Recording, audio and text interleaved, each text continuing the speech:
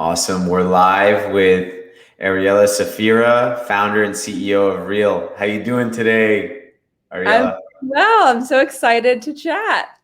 Likewise, I've been following the Real journey and y'all are doing some amazing stuff. We just ran a partnership, which we're really excited about. For those out there that don't know what Real is, can you tell us a little bit about yourself and what you're up to? Yeah, so Real is a mental health care company, really building a new kind of mental health experience. We have both a digital and IRL presence, building a monthly membership model for people to engage their mental health through various forms of content, live experiences with therapists, really building a new approach, a new model. And how did you decide to do this thing? It's a very innovative model. Therapy costs a lot of money. I've been looking for a therapist myself, and as you dive into the insurance system and try to find someone who's in network, out of network, it's so broken. So I love surrounding myself with people who are brave enough to take the system on head on. So can you tell us a little bit about the founding story? Yeah, definitely.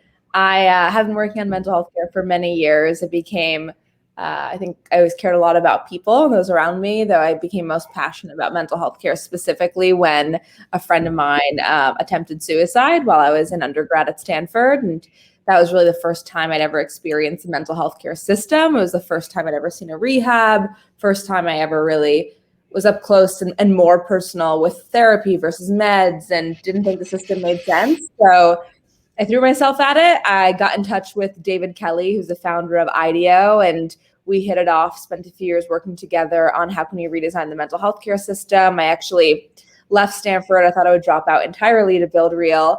Worked on mental health care for about a year and then returned, finished up, joined IDEO New York, joined to work on redesigning mental health care. I joined City Block to work on redesigning care for the Medicaid, Medicare populations. I biked across a bunch of countries to fundraise for suicide prevention, and then joined Columbia's clinical psych program to train to be a therapist.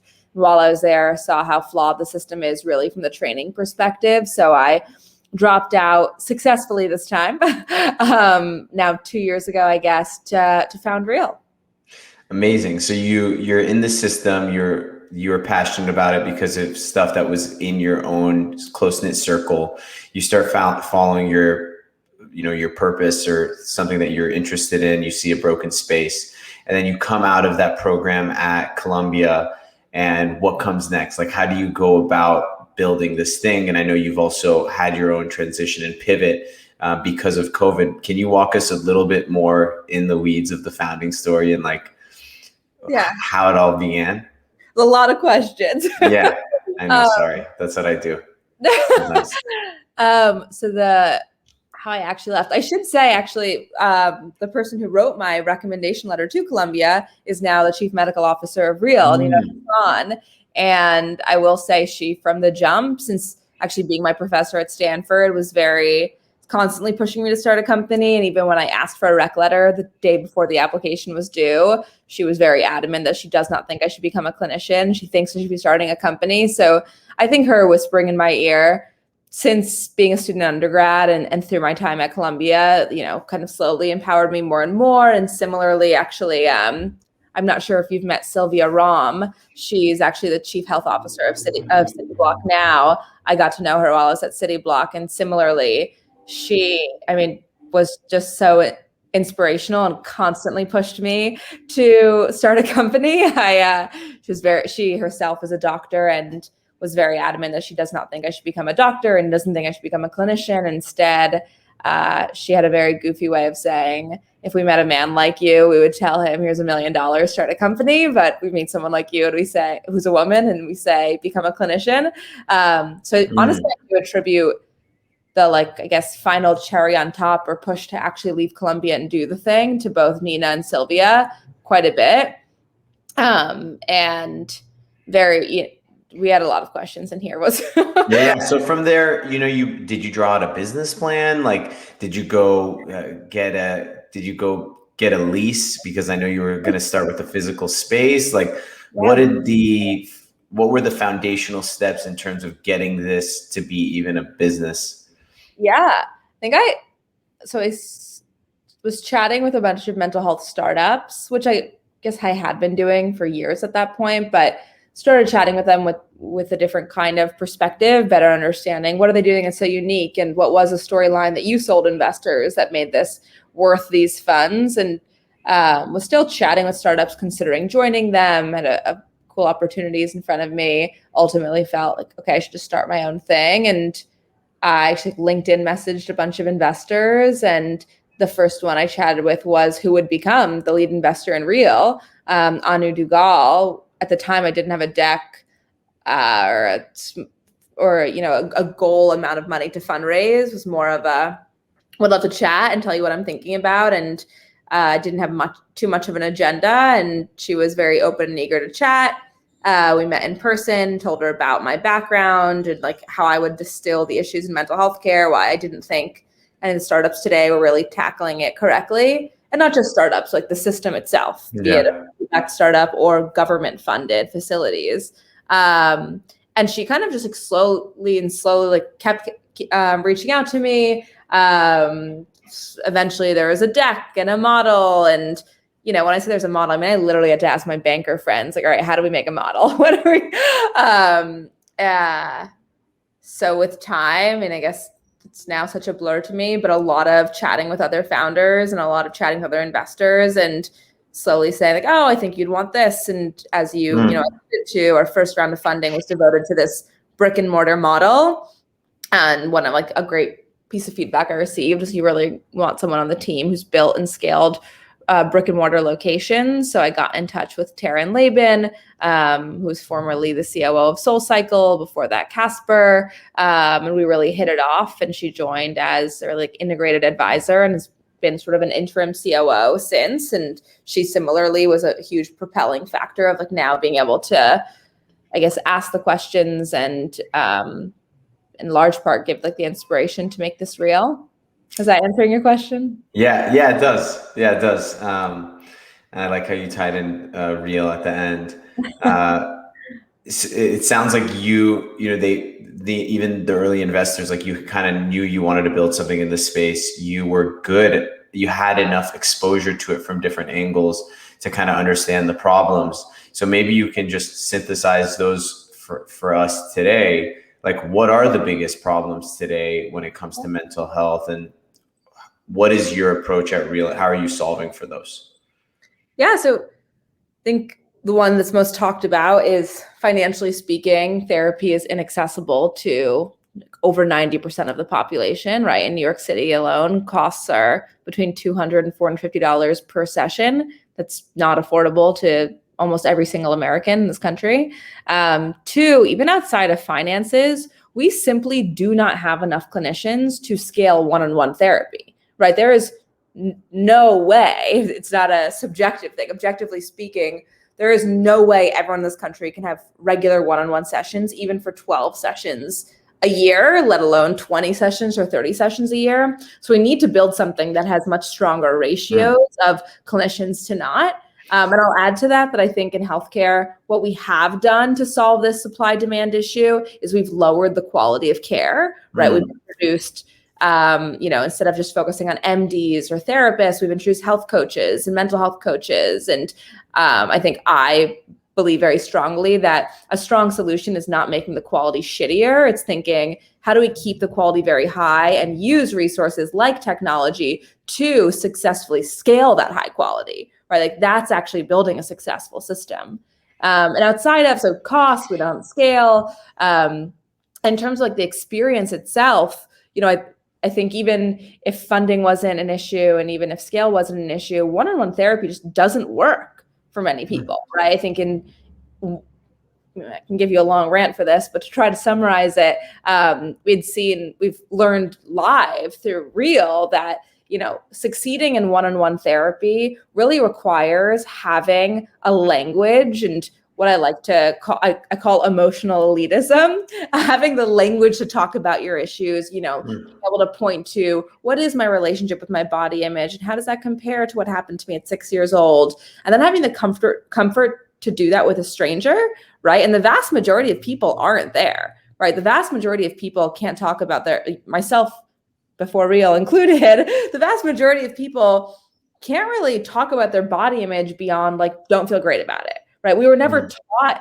how to talk about these things. We never saw role models that showed us how do we explain our relationships with our bodies to our ex-husbands, to this traumatic experience that happened at 13 years old. We really are so behind in mental health care in ways we aren't in physical care. And the last piece really, outside of the experience itself not being a very engaging one, and can give you 100 numbers to point to that, the last piece is that, you know, one we all know, like the brand that therapy lives under is the stigma, this very negative, very ugly perception of what does it mean to take care of your brain. And if our goal is to build a system that people engage with regularly, that needs to be something that people are proud of, right? Something that people feel excited to share, like we do fitness, right? Like we do like most other forms of bodily care. And that doesn't exist in mental health care.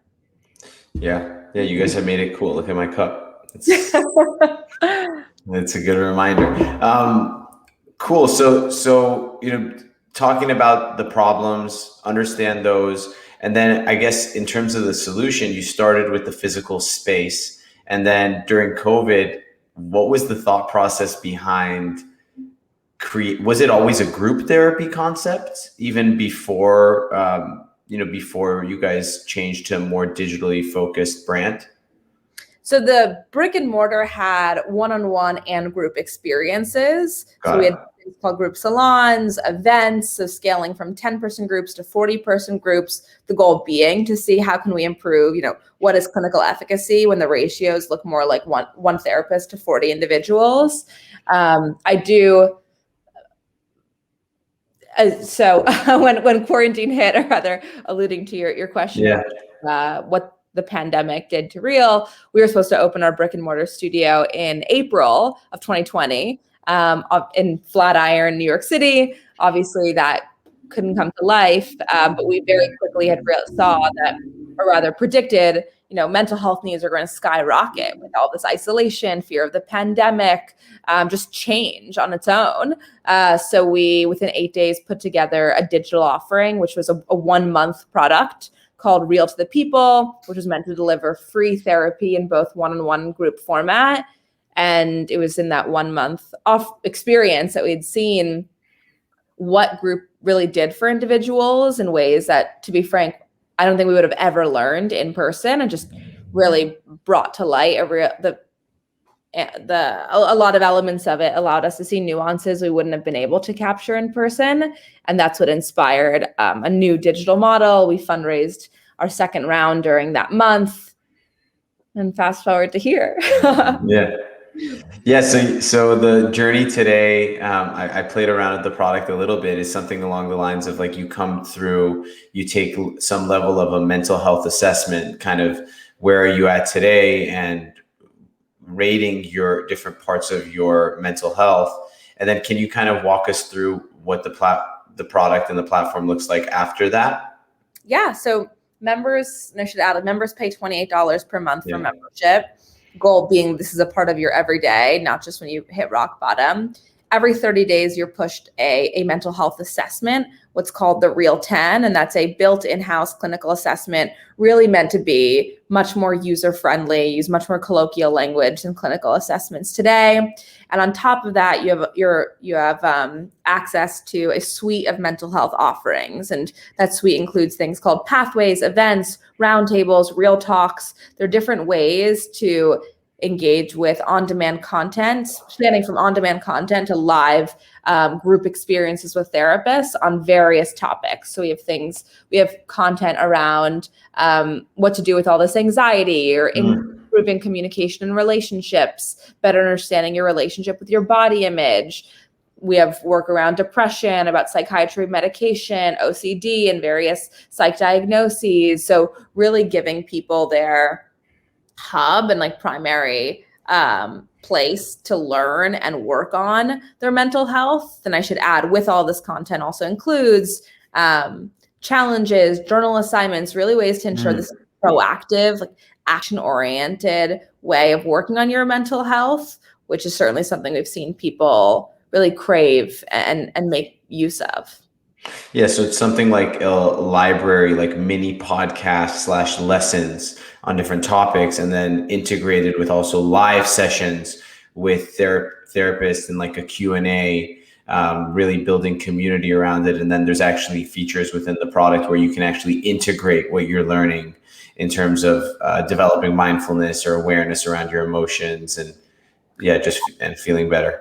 And I should add, like, what sits on top of this, really connects it, is having these pathways or these multi-session therapy experiences. So they're 8-week sessions. Every week you're pushed a new 30-minute session, as you mentioned, kind of comes in the form of a podcast, if you will. And within that session includes, a very thoughtful and methodically built evolution of how do we get to understand our body image and improve it, starting from like, where do these lessons come from? Where do we learn our perception of body image? Do they come from the media, our family, moving to how do we feel about it today, moving to like, how can I actively change this, right? And every week comes with this challenge, so an active thing to do, and also a reflection, something to reflect on, really ensuring, I think it's very easy in the US today, certainly for millennials, to look for like, give me an action step, give me an action item, give me a tool, right? And in some ways, this is very valid. And like, I want to work on this and like show up for my work. And in a lot of ways, it's not necessarily understanding the time it takes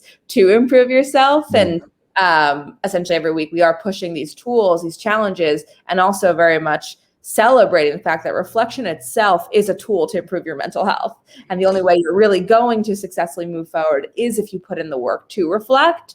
And if you ask me, it's actually a pretty novel concept for those we've been engaging with. And what does this success look like so far, and how do you continue to measure success? I know it's still early days, but is it really around seeing those numbers improve as you look at people's scores on a month-to-month basis with that real 10 and just that feedback? And how's it going so far?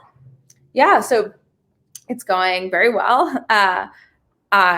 On the highest possible level, yes, success looks like improved mental scores. That being said, I do want to articulate that crisis does happen and trauma does happen. And I don't think there's any world where like everyone's going to be a 10 out of 10 for the rest of their life. We're not machines who just improve and are there forever. Rather, the goal is to build a sustained mental health practice such that you feel in control, even though, we will all lose loved ones. And I think a mentally well person will feel pain during that time.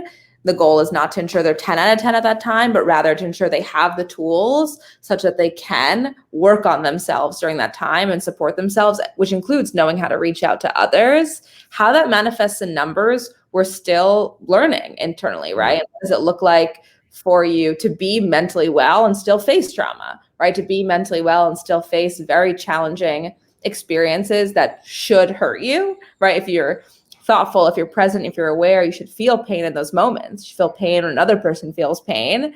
But how do we ensure that doesn't manifest in much more traumatizing things like depression or anxiety? I love that. I love it. It's a very preventative and proactive approach of saying, you don't need to wait, which is something that's exciting to see across the industry, which is, you don't need to come to this world just when you are, at rock bottom, but you can come to it when you're facing just the ups and downs of the roller coaster that's life. And you have this community and service that you can rely on in order to become more aware and aligned with how you want to feel. And I should add, it's very comparable to our current physical health system, right?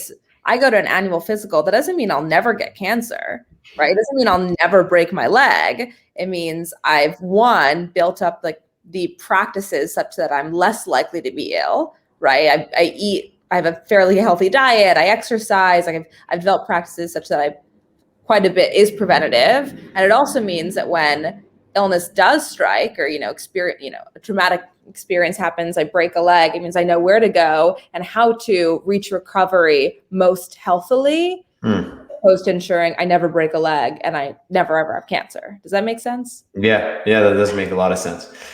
You did at the beginning mention bringing on your mentors and folks that you even like learned from, like your chief medical officer and other folks on the team who have been advising. Notice that you have other angel operators on the business like Gwyneth Paltrow and I think it's Andy from Bonobos. What was the process like of getting those people aligned on the team who've had their fair share of success, sort of giving you their vote of confidence and aligning themselves as partners in the business? Yeah, so I guess the first is Nina, our chief medical officer. And as I had shared, she from like when I was an undergrad at Stanford was advocating for me to do this. And at the time it wasn't so that she would work here. It really came from a place of belief and empowerment. And I'm sure she would share this more humorously. I guess at first she was an advisor to the company. And once we had funding, she had a lot of questions around how am I going to do this from across the country? At the time she was full-time living in Palo Alto, but enough conversations, I guess, got her to believe it's possible. And in terms of folks like Andy, like Gwyneth, I was very fortunate to meet Andy actually via the lead investor in my first round, Anu, who I'd mentioned. Andy's been passionate about mental health for his own personal reasons. And once I decided to start fundraising, Anu suggested I actually meet him. We met at the Marlton Hotel in the West Village. I guess it's Greenwich Village. And we really hit it off. And the conversation was largely around what's your perspective on life? And I definitely understood. I think really everyone on the cap table understands real at its core, as opposed to understanding it based on one-on-one therapy today. And I think that's actually like an intellectual challenge many people don't know how to do or think through. Is people are able to say, so how does it compare to one-on-one, right? Like, so is the goal to get people to one-on-one? Is it like people know how to do that and like to anchor their thinking around relative to this thing I know? I think it takes a much more nuanced way of thinking to take 10 steps back and like, what are people today? Like, what is the life we live? How do we live it? What are competing activities in our life and pressures in our life, et cetera? And like, what is a system that's going to get that person in that environment mentally better? And Andy certainly understood it. Obviously, Gwyneth Paltrow has done her own work in mental health care and similarly got it. I think because she's taken that new approach as well of like, how do we get people to understand various forms of like wellness techniques or habits that aren't, captured by a brand, if you will. And I was introduced to her actually from the lead investor in the Series A round, Nicole Quinn at Lightspeed. So people introducing people who they think would align. Yeah, believe in the mission and believe with just a new way of doing things, not necessarily comparing it to the apples to apples, but a new way of rethinking the entire system. So you mentioned Andy. This is the fun part for me, and the juicy part is also getting into your mind and mental models. You mentioned Andy was in the first call, like just wanting to know what you're all about. Like, what is Ariela all about? What's her perspective on life? That's maybe a little bit too much of a broad question, but I guess thinking about your own mental models and how your own mission and journey has led you here. Can you just speak a little to that? Like, did you always think you were going to be an entrepreneur? How did you develop the skills to get you here? Yeah, I attribute so much of it to my dad, as I had mentioned to you on another call. He was raised in a kibbutz, which is a commune in Israel. And while he certainly never used the words mental health care and probably can't pronounce therapy, I'm sure he say therapy, he just embodies mental wellness. And I think from such a young age really pushed both my brother and I to prioritize taking care of other people and really understanding people's pain. He was a champion at seeing anger and seeing sadness and not confronting it with defensive,ness, but rather asking where this is coming from and how can I help this person who's facing this pain. I think for a young child, that's novel, right? To see anger and not feel fear, but instead to feel curiosity, and even more than curiosity, care, empathy. So he certainly instilled in some way a passion for mental health for me, even though he didn't necessarily have the words for how do you build a new therapy model in the United States.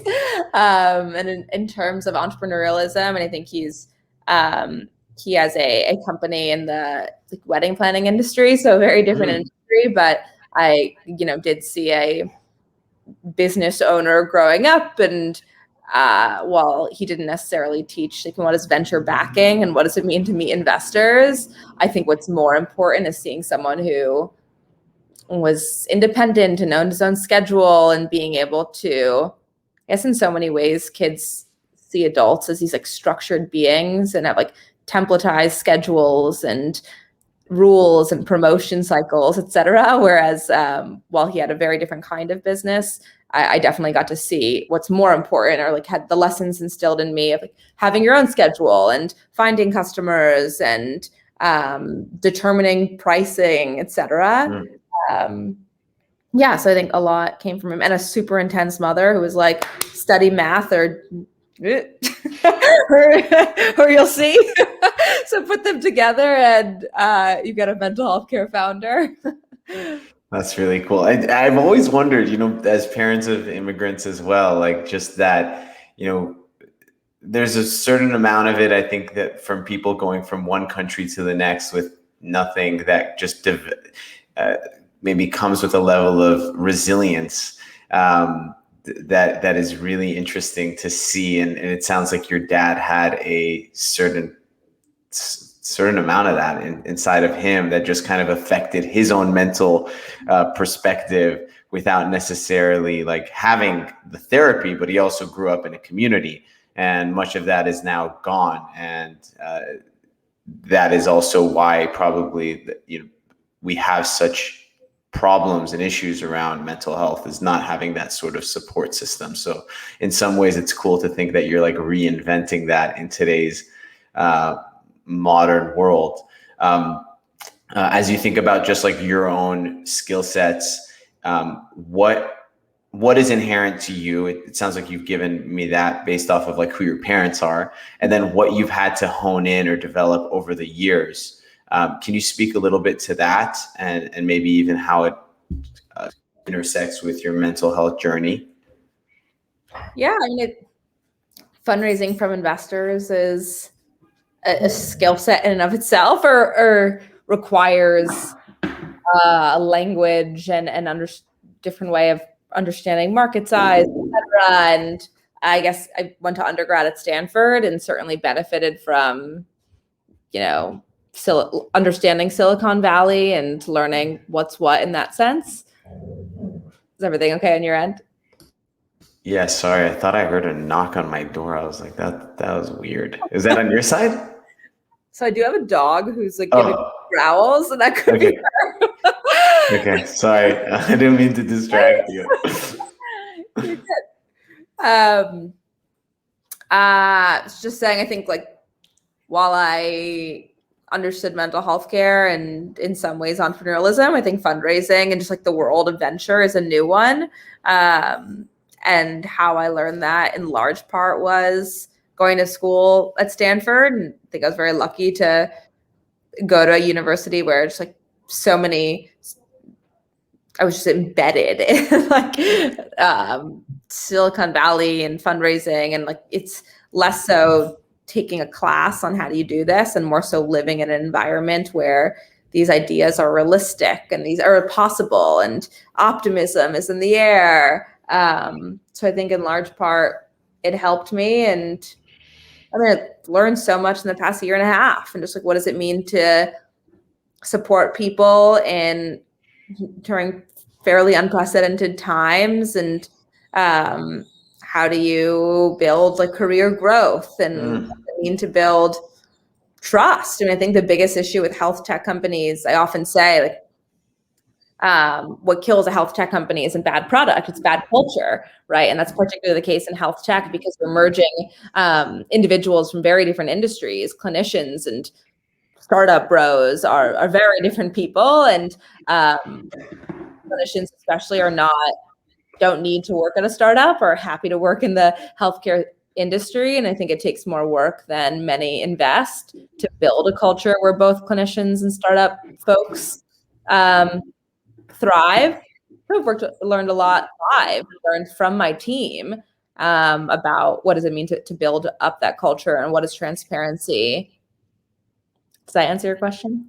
Yeah, it does. You go from, and I'm in the journey as well, like at the, figuring it out and learning every day, staying humble, but going from like it just being you and then maybe Tara or, whoever else was on that founding team, Maddie, to now you guys have like 15, 20 people at least on the team, right? Full time? Like 45. Wow. Okay. 45. Like how do you fast track like becoming a leader? Like what does that come with? What have you done in order to, and I'm asking kind of selfishly, in order to like to go through that experience as seamlessly as you can? Yeah.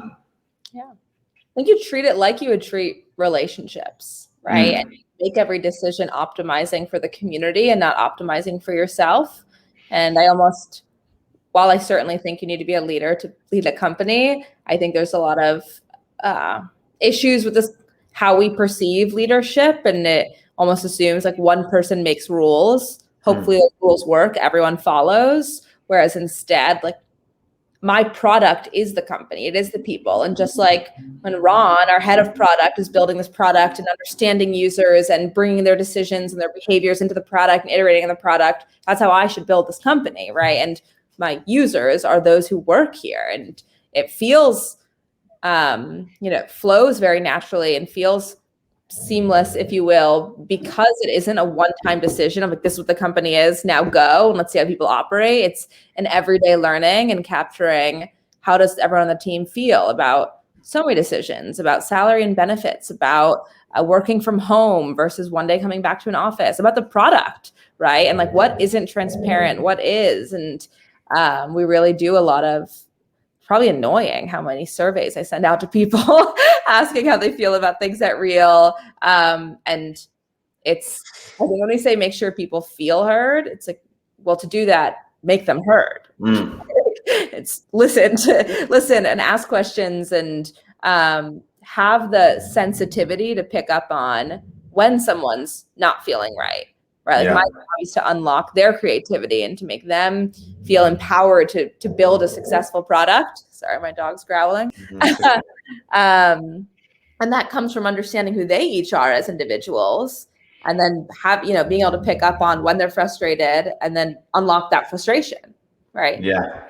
And then how about your own mental health through the journey? Like, do you have any practices, tools in the toolkit that have really come through? How has that evolved over time as you've really double clicked into the space? So curious what you do in order to feel like you're the best version of yourself. Yeah, I have 2 exercises I really enjoy doing. Okay. I've shared one once and it was landed funkily, but I'll share it, which is it's not clinical advice. It's not really advice at all. It's just what I do. It works. I basically on a monthly cadence, sometimes twice a month, do what I call these death exercises where I really need to be on my own for 45 minutes and get into a certain state of mind. And I imagine someone who I love very dearly passing away and walk myself through getting a phone call and learning they died and going to the hospital or going to the funeral and giving a speech. And it's a pretty scary 30 minutes. And I'm crying and thinking about life without them. And, eventually coming back to life, if you will, and realizing they are alive and really feeling a grounding sense of gratitude and cheer over like, wow, they are alive and I don't have to witness any of those things in this moment. And those experiences tend to end with me calling said loved one, sharing how much grateful I am. And I guess I don't really know how it started, but the goal is not to wait until something's gone to appreciate that line. Don't wait till it's gone, to something like that, to appreciate it, essentially. So that really is just like really grounding in what matters. And it's like my people more than it is anything else. I love that. Thanks for sharing that. I'm so curious about the next one. I think so much of mental health, at least for me, is like you zoom so deep into the details, but really like taking a step back, zooming out, looking at, and then having gratitude is so much a part of the journey. So that's intense, but probably very effective way of doing that in a way that's somewhat structured. It's like a form of stoicism. It works for me. And I guess I spent a lot of time thinking of like my 15-year-old self and what she would think, my 15-year-old self and what she would think of me today, and my 85-year-old self. And I think both exercises has grounded me in the like, am I making myself proud? It's like, is this the thing I want to do? Whether it's a work decision or obviously this past year, a lot's been work decisions.